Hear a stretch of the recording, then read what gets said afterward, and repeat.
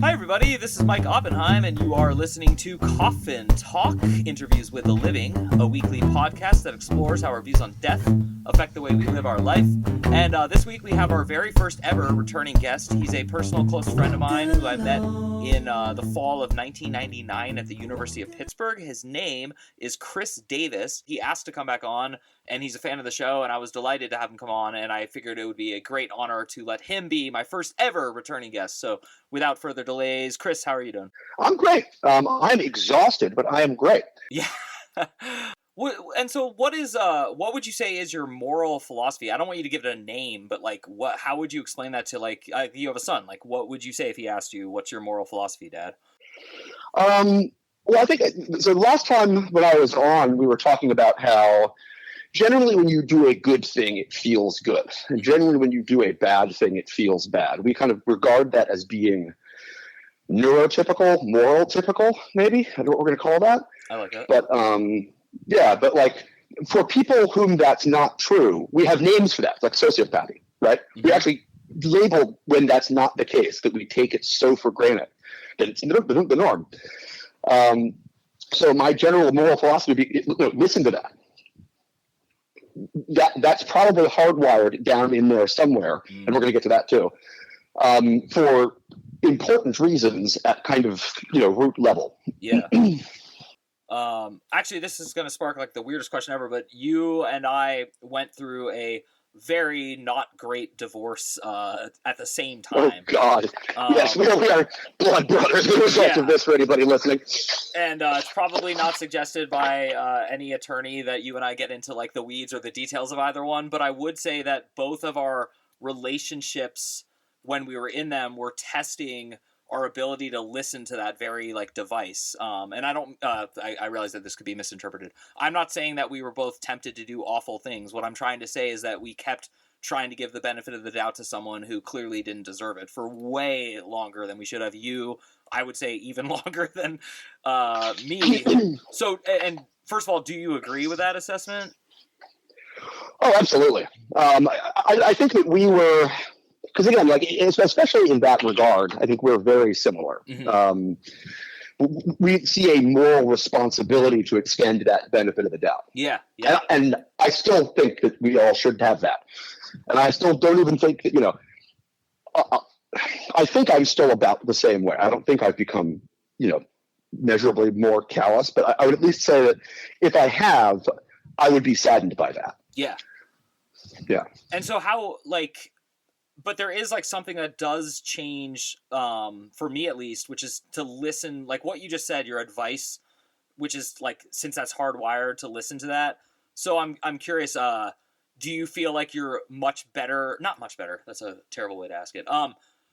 Looking at your peers, looking at people you do business with, people you interact with. So just the largest peer group you can imagine, would you say you're the same, better, or worse than them at doing what we're now talking about, which is listening to the hardwired part of you? I think that I'm not all that good at observing how good I am at it. Okay. That may be out of my pay grade. What I will say is that going through all that, I had to kind of do I think that my ex-spouse was engaged in willful malice? No, I don't.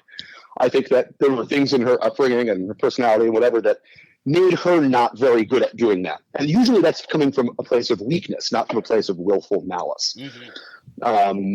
If you're not able to do that, it's probably because you want to, but you can't. And you're being the best person you can be, but that person can still be a tornado. And I think I've gotten better at, seeing in other people who's winning that battle with themselves and who's not. That's cool. Yeah. So it almost sounds to me like you're willing to say that self-awareness is not your forte, but awareness of others and their self-awareness is something you're good at. I'm putting words in your mouth, but would you agree with that? I would have phrased it precisely the same. I think I am a terrible observer of myself, uniquely terrible. And I think I'm a pretty good observer of other people. You are. Yeah. That's interesting. That was I was going to ask you, there's no way I'm going to do this, so I'm just saying this straight up, but I was going to ask you to rank the self-awareness of others who we interact with regularly, and then also to Oh rank, God, yeah, no, please.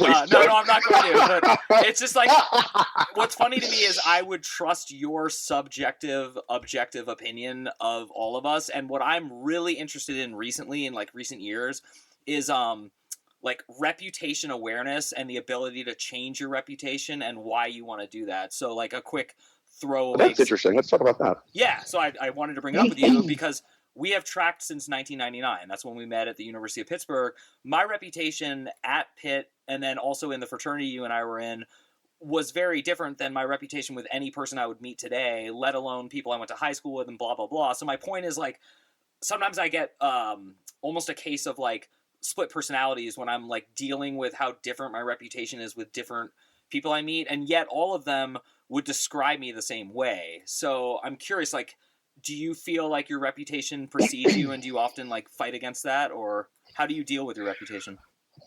I think my reputation has gone all over the place. Like people who, I mean, you could probably attest to this, right? I mean, people who knew me in college would not necessarily have recognized me in 2019. You know, I was like super nerd, introverted. I mean, I'm still a nerd. I mean, you look the same, just for people listening, so that's not what he's referring to. Appreciate that. He looks exactly the same, like, actually. It's almost scary. I'll take it. You know, I was a basement dwelling video game. You know, I wasn't extroverted at all. I didn't go out and have lots of friends. And then in 2019, you know, I mean, how many Cafe Milano jokes were there? Right? Like, I was just a completely different person. It was because I kind of went through all that stuff that we just talked about, and I was being the person I needed to be at the time. Yeah. So do you and now I'm kind of back to being a hermit again. Yeah. Well, and actually it's funny because, I mean, I knew we were going to have too many topics to get to, but like the fact that you're like the Neuralink guy in my eyes, not meaning the guy who wants to get it or the guy who's trying to sell other people I do want on to it. get it. Well, I mean, so much as like you are the least afraid of technology and the revolutions it is bringing and will bring and could bring than any person who's intelligent that I know. And I'm adding that word intelligent in very specifically. I'm not afraid of it either, and I'm definitely closer to you than not, but I'm not really like gung-ho for it the way you are. So I'm curious, what is it about technology, with keeping in mind the fact that you said we're all hardwired morally? So what is it that you see that's going to happen with technology, hardwired morality, and all that? Okay, here we go. So this kind of gets us sort of back into something we were talking about last time. Awesome.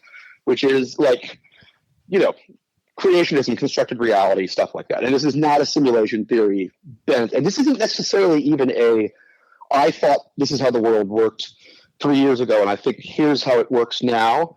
But it's something that you and I are always kind of talking about. It's that same moral hardwiring is, you know, things. You're always talking about how everybody is really connected and all that stuff, right? You know what a von Neumann probe is? Wait, say it again? You know the physicist von Neumann? Oh, yeah, definitely, yeah. Yeah, so you know what a von Neumann probe is? This is like a thought experiment of his. No, I don't actually.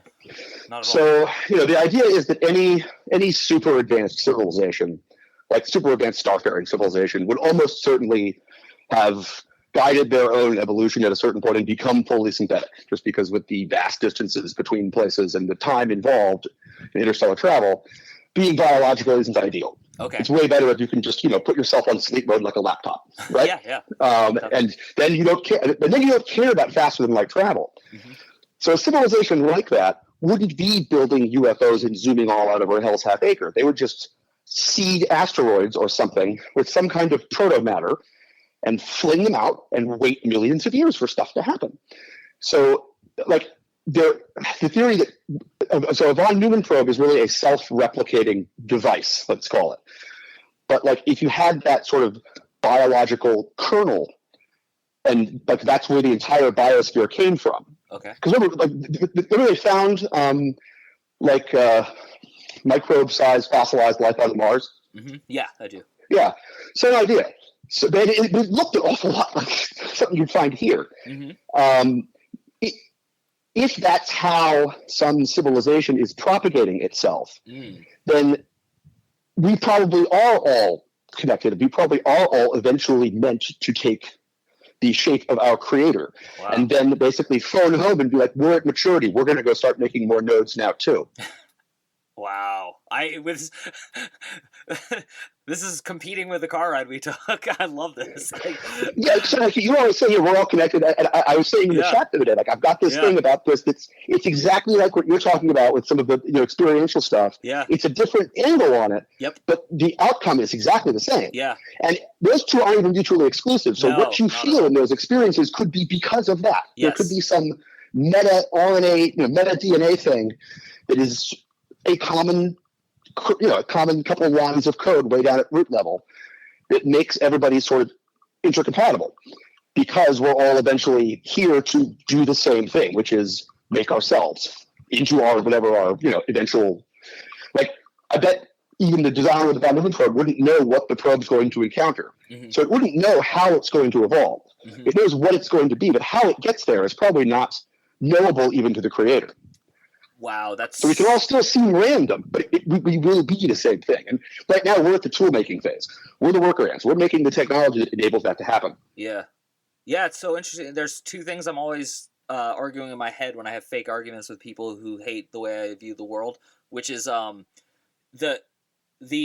because we can't measure it, it isn't real argument is by far the most destructive and annoying argument to me, and it works against both of our theories, which, like you said, are not mutually exclusive. And I think that's also a problem that a lot of people have, is if we're dealing with interdimensions and dimensionality as we use that language concept word, because again, there's not going to ever be a word to describe what you just literally tried to talk about or what I'm trying to talk about, because it's beyond. I mean, maybe we'll invent the word as our whatever expands our comprehension, but as we now are here, we lack the ability to describe that. Yeah. So, like, to me, when people are like, we're in the Matrix, I'm like, okay, well, that's like a useful little kid way of looking at it, and it actually makes sense to me. But really, we're just talking about how we're interdimensional beings, and our perception and awareness and our consciousness is fixated on just this, like, one dimension. But, like, even, like, psychology will admit to this, but they won't call it this. But, like, when you're living in your lizard brain and you're just full of emotions and rage and you're not aware of it, you're kind of in a different dimension of your own personality. So we talk about like dimensions of personalities, but really consciousness is moving up and down that ladder. Like when you're calm and able to see your own, I mean, I don't know if you've ever had this, but I have this more as I get older, not less. I'm angry and then I have an awareness that I'm yelling and I'm angry, and then it doesn't stop me, but it's weird because I'm able to like see that duality. Does that ever happen to you? Hey everyone, if you're a fan of the show, please head over to mikeyop.com and click the subscribe button. It's the best way to support us, and it's free. That's MIKEYOPP.com. Thanks. Well, absolutely. And then, you think about like big sort of hive life forms, right? Like those huge fungal colonies that are all considered to be one thing. Yeah. Right? Or some of those algae colonies, or like, what's that one jellyfish looking thing? But where it's considered to be one life form. Yeah. But does it really have, if that one collective life form has an awareness, does it feel anything like the awareness of the individual participants? Could that thing collectively be experiencing itself at the same time that its individual nodes are experiencing themselves, all unbeknownst to each other? Yeah. And another thought, like we could all be living collectively and we wouldn't know it because we're not at the level to experience that. Yes. And it can't really. I don't know how to, the third white blood cell on my left arm feels right now, but maybe he feels sad today. How the hell do I know? Yeah. Yeah. No, it's crazy. And it's, wow. But the other thought that you planted in my head that I've never really thought about before was that maybe like, because you said the word beacon device and that really like stuck. Maybe like that soft, intuitive voice that all of us occasionally pick up on, maybe that's like the black box beacon of the universe. Maybe like the one thing that connects us all is exactly that. And so like every once in a while, it just like, beep, and you like hear it and you're like, oh, that's right, I'm connected. And then you forget it again because you get like right in your ego. Because again, I like the word ego because it really helps me see something, which is like, instead of saying I am Mike, I can just talk about how I have an ego that tells me I'm Mike. But then obviously I have experiences where I'm not like quite Mike. Like I can just be asleep, and I'm definitely not Mike when I'm asleep. I don't know what I am because I'm not even an I, but that's kind of where. So I like that. Yeah. So you're gonna like this. I think there's a fourth psychological. There's a fourth component in there. There's Okay. id, ego, superego. Yeah, I think there's probably a collective one also. We just don't have a word for it. that's cool. And that sometimes, sometimes maybe we lapse into more of that. Like we're farther down in the base layer of our source code, and we're experiencing something farther down there. Yeah. And then, Wow. other times, and we're being driven more by things that are hardwired into us that are not part of our here and now, currently lived reality. Yeah. There's some other big, deeper thing speaking to us. And then other times, just so we don't get hit by cars and eaten by sharks, we should probably be able to aware of our fucking surroundings. So that's when ego, when it was I am unit X, I'm doing what unit X is supposed to be doing, as opposed to like when you're kind of more in that soup. Well, okay, you just used the word driven by, so I have to ask you, when you say driven by, do you mean like predetermination driven by, or do you mean like there's a strong mechanism like pushing you to do something, but there's still a different you that could actually say no to that and prevent it? So I'm designing the probe, right? I'm making this thing. Okay. I want, if the individual nodes of it aren't capable of exercising self-preservation, it's not going to last. It's not going to be a very successful device, is it? Yeah, I like that. But at the same time, if they only exercise, and this is why I think a collective consciousness is inexorable for all really sophisticated entities, civilizations, whatever you want to call them. I think all sophisticated civilizations are singletons, probably. But that's, where was I going with that? You also, like, you have that overarching goal. Not, Bob not getting eaten by a shark is not critical to the point of the von Neumann probe, but if all the Bobs get eaten by all the sharks, then there's not going to be a von Neumann probe anymore. Yeah. So, then some of the time you're being not predestination in terms of the outcome, but not predestination in terms of all the ways that we get there have been scripted. Ooh, I like that. That would require, that wouldn't be a von Neumann probe. Like that would just be true omnipotence. Yeah. If something is able to control everything on that level, that's simulation theory. So I think this is like a non-simulation theory outlook on it that would still yield that sort of explanation for that connectedness. That's cool, and I'd much rather live, and again, it's a preference, but I would rather live in a world where there's strong coding for who I am, but not an actual script that was pre-written and I'm just like on tracks and I can't control it, because that just, if that were true and I found out that were true, then I would be bored. Whereas even if it's an illusion, this idea that I'm piloting and I'm in charge and I can make mistakes, that's actually intriguing to me, that I can make mistakes. That like doesn't keep me awake at night so much as it excites me, because it's a challenge to not make those mistakes. This question is going to be a giant bummer, but I have to ask it because it totally intersects with everything we've talked about. So we talked about like an inner hardwiring, and then we talked about morality, and we talked about how you and I, generally speaking, have the same sense of morality. Where does, and it's just, again, a brutally depressing topic, but it really matters to me, where does suicide then fit into this paradigm that you're creating? Honestly, I think that everyone's out there trying to be the best version of themselves, trying to be the best, both in the ego sense and in the fourth way sense. We don't know that. But sometimes the Roomba's trying to be a good Roomba, it still falls over the stairs. Like it's just there's a failure rate. I mean, whatever was doing the engineering. Again, like I think if I was believing that it was truly omnipotent, what's the last thing a truly omnipotent thing would ever do? Build a von Neumann probe. What the hell does it need to find out? Does it need to know anything? It knows everything already. Yeah. So I think it did a good job with us, but no creation is perfect, and sometimes you just have something that goes off the rails. So again, I'm just kind of asking questions on the fly, but to me they track. So if they don't, they're fantastic. Say, why are you asking? I love this. So what is the greatest challenge you ever overcame in your own personal narrative? Oh God, probably the divorce. Okay. Can you? I am not a big on confrontation generally. Yeah. I usually try to withdraw and like let the other party kind of spin themselves out. right? Interesting. It's very Tao of Jeet Kune Do, right? Like when they contract, you expand. When they expand, you contract. Um, don't be super concerned with your own space. Be concerned with this. This is why I'm not a very good self-observer. I think you should really be varying yourself quite a bit depending on what's going on around you. But that outlook does not work in that situation. In that situation, you have to just kind of be like, okay, I'm occupying this much space. And that took me way too long to do. And because that took me way too long to do, the whole thing's way more of a bitch than it should have been. Yeah, that makes sense. And so, how much of life to you is the pursuit of accomplishments? Just how much? Like, is that a large focus of your life or very small? I used to say some kind of quip like, the only form of joy is to excel at that which is difficult, and that all other joy is illusory. And I actually don't think that's true now. But I think it's a fair amount. I really like to make and build stuff.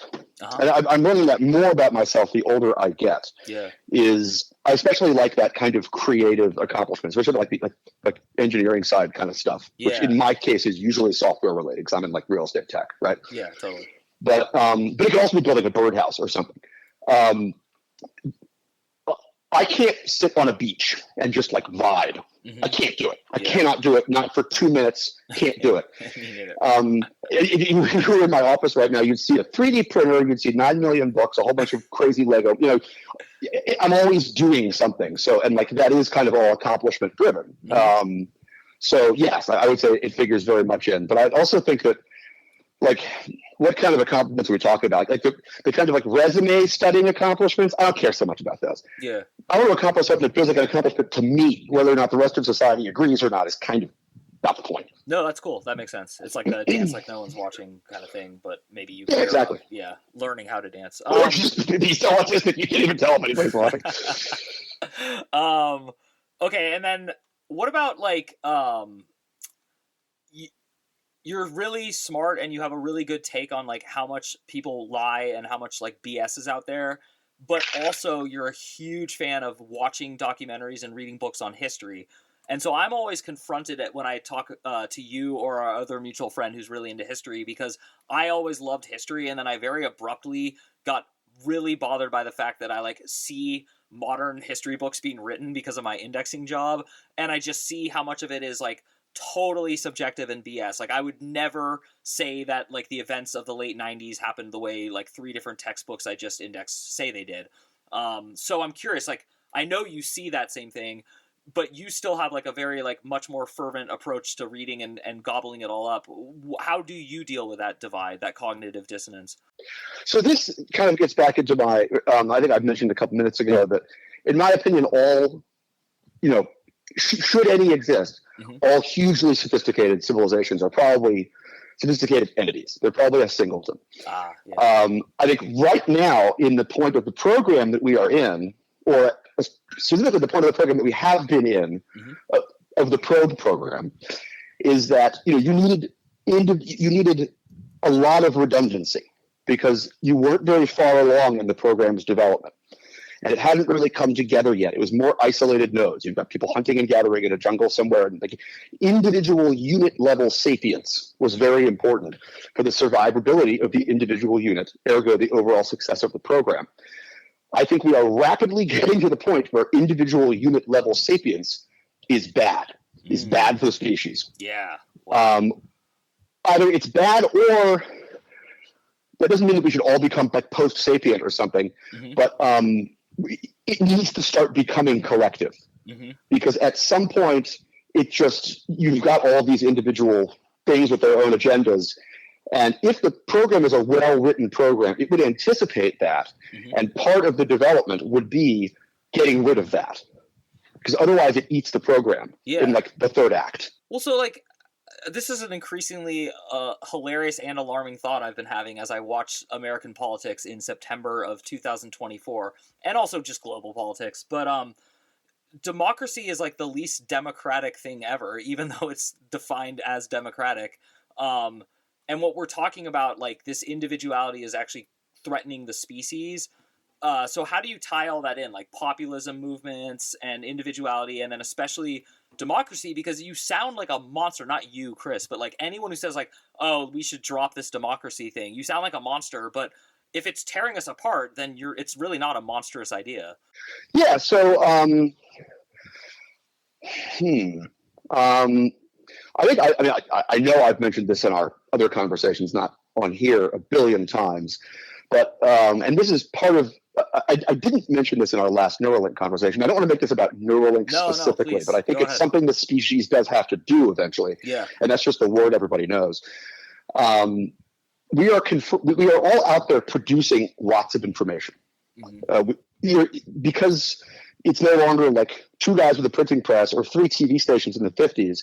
Now you've got 11 billion YouTube channels and Reddit posters. And we're all just making way more information than we have the ability to process efficiently. And if that's going to result in some kind of informational thermal runaway at some point, and the machine's just going to overheat and you're going to blue screen to death. Yeah. So at some point we need to be able to, we must evolve the ability to consume all the information that everyone is producing all of the time with all of the context. Wow. And the most efficient way to do that is with some kind of high bandwidth interface or to just be a collective. Yeah. There's a sci-fi book called, it's Alistair Reynolds. I'll remember it in a minute. But they have this, there's three societies kind of in, like, just called the end of the 21st century. Mm-hmm. And you've got the Coalition for Neural Purity. And like, this is the last thing humanity will ever fight over. I'm convinced about this, is the nature of humanity, just before we become something else. Wow. But the Coalition for Neural Purity, and they're like, no implants, no anything. Yeah. You know, just we are biological. That is it. And then you had the Conjoiners, which is truly a hive consciousness. Like, they almost can't. It pains them to exist with a long enough light dilated, light speed distortion, like transmission time from the collective, like they start to disintegrate if they can't communicate all the time, high bandwidth. And then you have the Demarchists, and that's democratic anarchists. And that is, you have implants, but it's more like output, not input. People can't read each other's minds or anything like that. Mm-hmm. But you have, like, it's direct democracy by billions of people voting in the background in some mental process in the back of their brain millions of times a day about millions of things with perfect information. And otherwise, you just kind of walk around and live your life. Okay, so the biggest fear that normal people I talk to have about Neuralink is literally, wait a second, I don't want my aunt to know I hate her birthday cake she makes me. Wait a second, sometimes I have to tell a white lie to my kids because blah, blah, blah. Wait a second, I don't want my wife to know I think that dress makes her look fat. I want her to have better self-esteem. And then on top of that, wait a second, I don't want to know my friends all think that I'm a blah, blah, blah. I want my self-esteem to be higher. So specifically with regards to self-esteem, how long do you think the kinks will take to work out with that, like, specific aspect of Neuralink? Oh, and by the way, for our audience, Neuralink, this idea that we're talking about, there's a million branches of it, but we're talking specifically about the fact that you would be able to, like, be linked into the thoughts of other people, and there's literally no way to lie when that's going on. So I go back and forth on that, right? I mean, we were talking the last time about how the notepad or the printing press or Twitter makes us a cyborg, right? Yeah. And but you can log off. You can log off Instagram. Mm-hmm. Most of us don't most of the time, right? So that extra amount of sharing, we have determined that the benefit that comes with that is worth the cost. And I think that looking at something like a high bandwidth interface, computer brain interface, and going, I don't want my aunt to know that I think she looks fat. Like, but if you have access to that one opinion, like, this is the whole problem with human communication, is we have all this context and all this stuff in our brains and all these things that go along with any opinion. Wow. And like every part of who we are that's behind all of those opinions. But all we're able to articulate is, you look fat. That's it, right? But you'd be getting the sum total of who that person is at the finest granularity with every single thought 100% of the time. And everybody else would be getting it from everybody else all the time. So that's what really high bandwidth is. It's like we are experiencing quantities of stuff that we cannot fathom at the moment. It's so Well, we can fathom it, we can't articulate it because our limbic system doesn't have the throughput. yeah. Actually, you just articulated like the road to unconditional love, which would be when you get enough context, it's impossible to like really hate someone, and it's so easy to love them. But it's still easy to say like, well, don't do that, you know, because like we have children. Like I never with malice tell my daughter not to do something, but all the time I have to tell her not to do something. But like the context of why she's doing it is because I've watched her every day of her life, you know, and wow. And it's also why like I can talk to a good friend and I can talk about Donald Trump specifically with like any good friend, regardless of how much they hate him or like him. Okay. And then meanwhile, I won't even bring up that name with like a guest on this podcast if I don't know them. Like just because the possibility that without context, they're going to just jump on me in any way, shape or form about that man and the just constant absurd associations everyone has. Does that track with you what I'm saying? Oh, absolutely. You're thinking about, the foundation for like universal love. Like, I really do think that at some point that has to happen. Yeah. Because there's so much more going on inside of everybody that what right now we just can't put through. Yeah. Like we're delivering our own lowest, well, there's billions of people delivering billions of lowest common denominators all day, all the time. And we need to get over that at some point. And I think the way we probably get over that is some kind of collective consciousness. Like maybe you can log out of it. I'm not saying it's the Borg, right? Yeah. But I'm saying that most people, most of the time, would choose not to.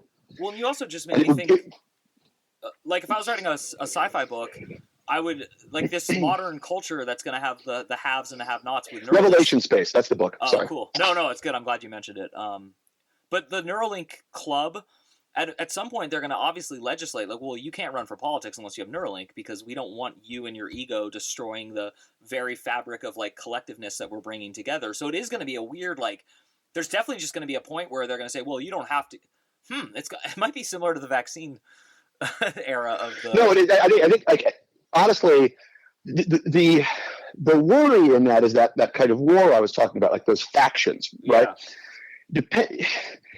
If it gets better slowly, if it's a slow takeoff, I mean, you had takeoff like with Neil Bostrom and superintelligence and AI creation. But let's say, let's leave that aside for a minute and talk about like the neural interface thing. If you have a slow takeoff and they get a little better every year, and it's like most things that we've experienced, the car got better slowly. Yeah. Then everybody will kind of get used to this and get on the bandwagon, or at least society will have time to adjust with each incremental bit that it gets better. It's a fast takeoff, and they give people these things in, let's say, 5 years, and they can do all the things that we're talking about from the jump. The people that have them won't recognize everybody else as being part of the same species. I don't think they're going to turn back and want to destroy them, but like when I see a dog, I don't want to destroy it. I want to pet it, but it's not a person. Yeah. And I think that that delta, with even like a medium takeoff, like you're going to have people, or more likely probably just person, because you're going to have more and more. We keep saying more sharing, the more we can share. Like that's how social media has worked. If we can share everything, people are going to just come together in blocks. And whatever that is, like the holdouts, they're not going to look at the holdouts as being the same as them. And so they won't be the same as them. Yeah. They'll be a completely different thing. And I think that to willfully opt into being essentially a prey animal, even if you're not being preyed upon, it's kind of like, it would be like being Amish. Yeah. Like if the rest of us decided to turn on the Amish can't defend themselves against, modern civilization. They exist because we permit them to exist that way. And even if and we could just decide not to, which obviously we shouldn't, like the Amish, I like their barns. But that's up to us. It's not up to them. If you don't get one of these, especially if they get really good really fast, you're basically opting into being a subclass. Yeah. You will have decided to exist solely at the pleasure of someone or something else. Yeah. I don't like that. So I'm going to get one first. It's weird. You've I completely. don't care what it means otherwise. You've sold me on getting it towards the end of my life. I was gonna just for the funniness of it, not get it and have all my kids have it and just be like, yeah, I'm the old man who doesn't have it. Like just to actually just be that cartoony person. But you've sold me because I want to be with people. That's like my life goal is to be with people. I want us all to join hands and sing funny songs together. So I have two more questions. One is the very last one, which is you just get to say whatever you want. But the one right before that, and by the way, we're going to have a third episode. There's no way. This is just like... We should also just do this more often. I think that's what I'm going to do, honestly. That. I think I'm just I don't know why we don't do that. Yeah. We should just, I mean, the chat's fine. But again, this is a higher bandwidth communication than the chat is. I think what I'm going to do is anytime a guest cancels, I'm just going to call you and be like, hey, dude, you got to... Oh, can you please do that? How many cancellations do you have? I don't do this once. I love this. Okay. I love this. No, this is just so fun. And that's something you said earlier. We really have, I think, become much, much better friends over time. Yeah. Like I have my relationship with almost everybody else in there. As a Bart and I have gotten closer later. Mm-hmm. But otherwise, it's been about the same. It's very close, but it's been about the same. Yeah. Whereas, like, I have not had a steady 20-year continuous unerring upswing in how close I've gotten with really anybody else. Yeah. The way I have had with you. And it's just like, you're a keeper. You can't go anywhere. No, and it's amazing that we've all stayed together in that group chat for a million reasons, but it's also fun the longer it goes on. And then I always tell people the only reason I would move to the East Coast is to live near like you and these other people, but like that's it. I mean, there's no other reason. When all goes to college, I'm probably moving near the West Coast, so don't get hasty. Okay, so back to the burning question in my mind. I have capitulated and I've gone back and forth. I've just been all over the place with my opinions of Elon Musk. First of all, I'm a very easy to influence by my close friends, and I have close friends who despise him and close friends who really like him, including my father, who's like a huge fan of him. So I feel torn because like I trust the opinions of these people, and yet they disagree so strongly. Recently I've come around specifically because of direct statements he's made about Neuralink. So this is like the thing that he has done, like SpaceX, whatever, Tesla. I love the environment. So it's definitely a net positive thing, but I do have issues with him, and I really don't like the way he behaves because I think leaders should just behave with a gentler attitude. But with all that said, I would like you to sell people listening to this podcast, not that Elon Musk is a good or bad human, but that we can trust his Neuralink. Oh, okay. So first off, it's kind of a self-checking mechanism, right? If you're able to osmose pretty much all known information mm-hmm. at any throughput speed that you want, you'll be able to diagnose yourself whether it's good or not. Mm. If there's a bug in that machine, you'll be smart enough to tell. Yeah. Like I think people are thinking about this from the standpoint of like, okay, can I tell that all the circuits in my VCR is working because I'm poking it with a stick from the outside? It's not going to feel like that. But it's going to be you. So I don't think that there's really, I mean, it's hacking maybe, but even then, probably not. I think that the amount in added capability is kind of not fully grokked by everybody who's talking about it. And like, it's not going to be the same thing as, putting a bug on your phone or malware or something. You're going to be so much more wildly formidable as an actor. You will be able to self-diagnose in ways that we cannot grasp right now. So you don't have to trust him. Yeah, that's actually what sold me. Exactly what you just said. Also, I will just throw this out there. While he says and does things that I don't like or agree with, he's repeatedly said, like, look, my only goal is just to figure out what the meaning of life is. And that's my same goal. So I just kind of care because I can't picture any dictator saying that. I can't picture Stalin, Francisco Franco. Like, I can't picture like. Oh, yeah. I don't think he has like. I don't get dictator vibes from him at all. Yeah, but yeah, people allege that. That's what I'm, kind of getting at. Yeah, no, people do, and I guess like he will be doing something else with his life. I think. Yeah. What he's doing is really sort of democratizing capability in a lot of different ways. Interesting. And you want to do exactly the opposite of that if you're, Xi Jinping or something like, Yeah. you don't want to give everybody more wherewithal. Yeah. You want to constrain it. Don't ever say that name on my podcast again. No, I'm joking. One of my least favorite human beings in the universe. I just got tracked by the CCP. I could never fly to China now. Great, thanks. Nah. So I guess, just to elaborate on him a little bit more, like, he's a nerd who's really good at seeing where stuff goes. Mm-hmm. And that's the one thing I like about him is I think that a lot of us spend way too much time trying to figure out what we think should happen. Like what should happen with the United States, what should happen politically, what should happen. Yeah. We should spend a lot more time trying to figure out, okay, what is the most likely thing that will happen? Yeah. And how do we react to that? Because our own ability to influence anything is really more just kind of a trim tab. And we already know what airport the plane is going to land at. We may have a couple degrees variation left and right, but that's probably about it. Yeah. And so he's looked at stuff and been like, is, mathematical certainty that at some point an asteroid will hit us or whatever. So having, cheaper cost to orbit would be good because then we can put stuff up there that will keep us safe.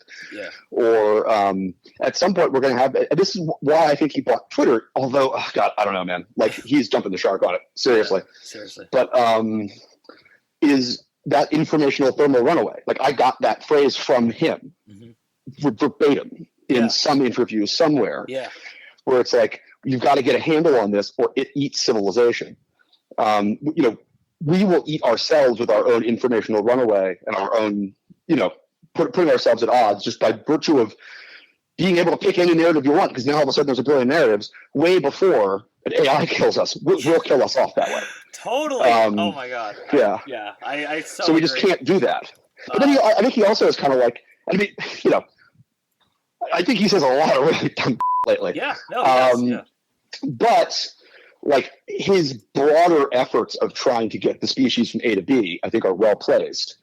And he's not really an engineer. He's not really a programmer. He's a businessman. Yeah. But I think as long as he keeps putting us on the path to do some of this stuff, and then he's not really the one who does it, right? Other people are doing it. He just kind of makes the push. He's not a leader. He doesn't lead anybody. He shouldn't be the CEO of Tesla anymore. He shouldn't be the CEO of any public company. Yeah. He needs to shut his mouth. But like, why do I need the guy who invents a high bandwidth brain interface to like make nice posts on Twitter? No. Like he's not an elected official. He's allowed to act however the hell he wants in his free time. He may be an asshole in his free time. I think he is an asshole in his free time. But he's still doing all the stuff I actually care about. And there's no part of the social contract that says if you're doing things that are important, you're not allowed to be once in a while. Like you can do whatever you want. I totally agree with all that, and I definitely he captivated me because in an interview I was listening to, just like the informational runway thing, he was able to articulate and explain concepts that take me like 45 minutes to review and then relearn every time I want to think about them. And he was able to like solidify them in my believing mind.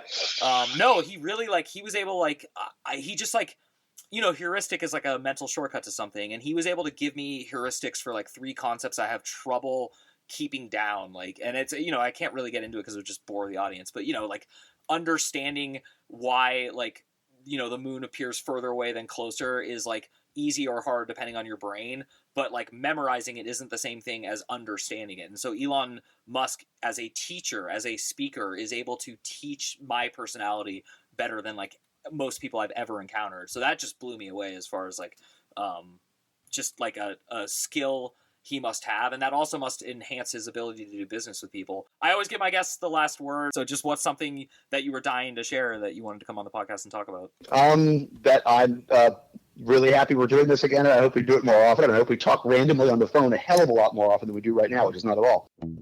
That's great. I really agree. All right, dude. Well, thank you so much. Love to all the people listening. Once again, you've been listening to Coffee Talk. My name is Mike Oppenheim. The best way to support the show is to head over to MikeyOpp.com. That's MIKEYOPP.com. And sign up for the weekly emails I send out, which have thoughtful essays. All right. Thank you, Chris. Thank you, everyone. I will see you soon.